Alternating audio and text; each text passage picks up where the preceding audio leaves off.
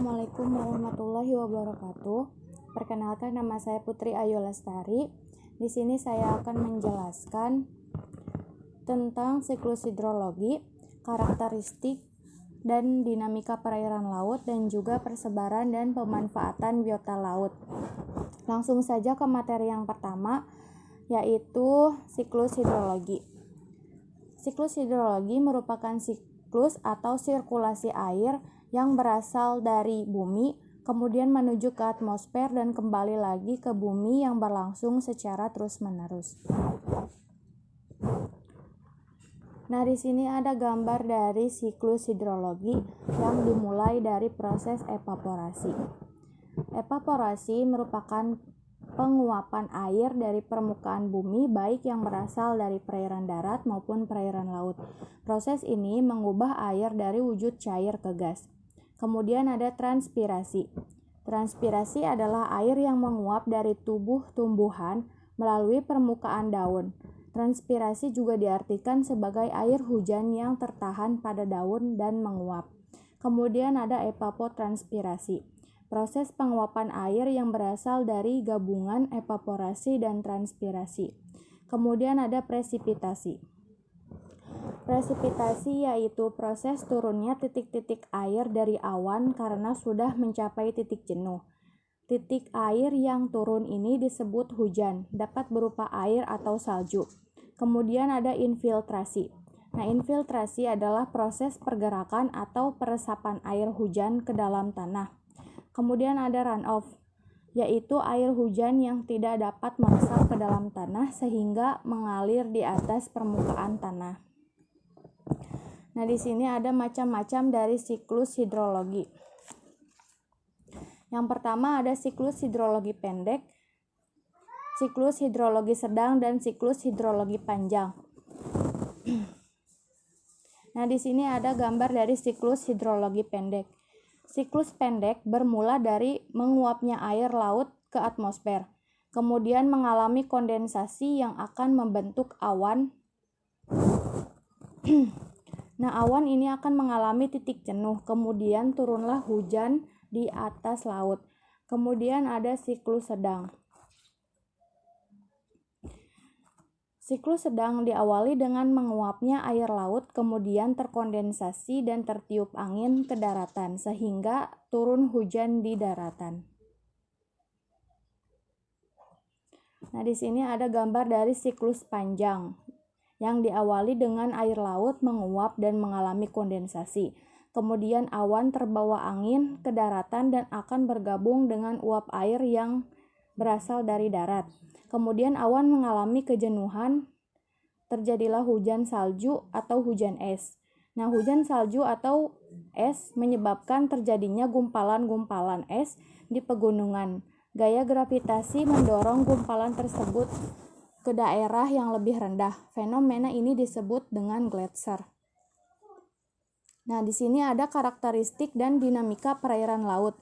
Yang pertama ada temperatur air laut. Dipengaruhi oleh radiasi matahari, letak geografis, posisi matahari, kondisi awan, proses interaksi air dan udara, penguapan dan angin.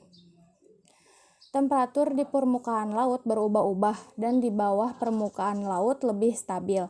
Kemudian ada tekanan dan kedalaman air laut. Semakin dalam laut, semakin kuat tekanannya.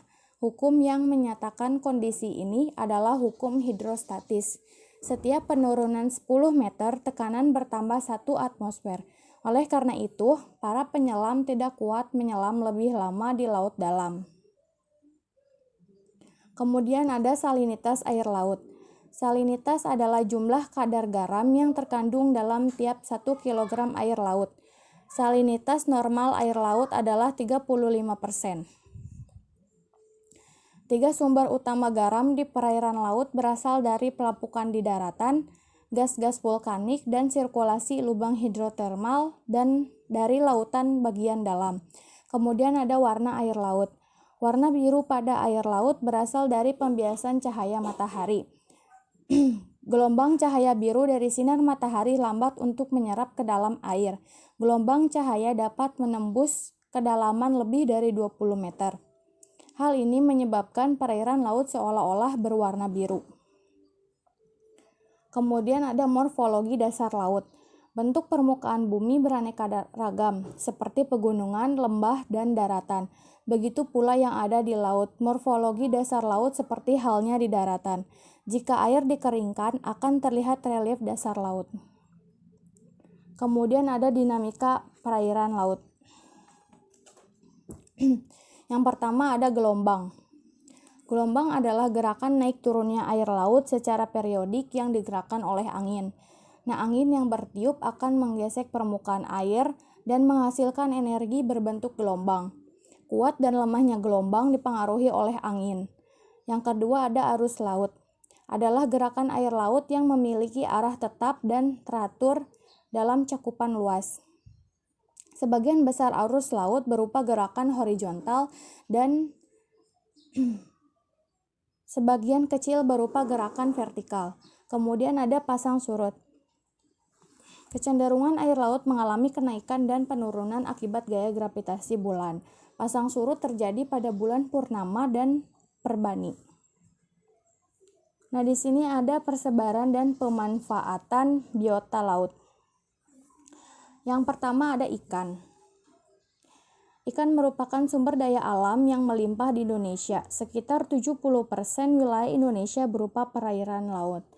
Kemudian ada hutan mangrove. Merupakan hutan yang ditumbuhi oleh bakau.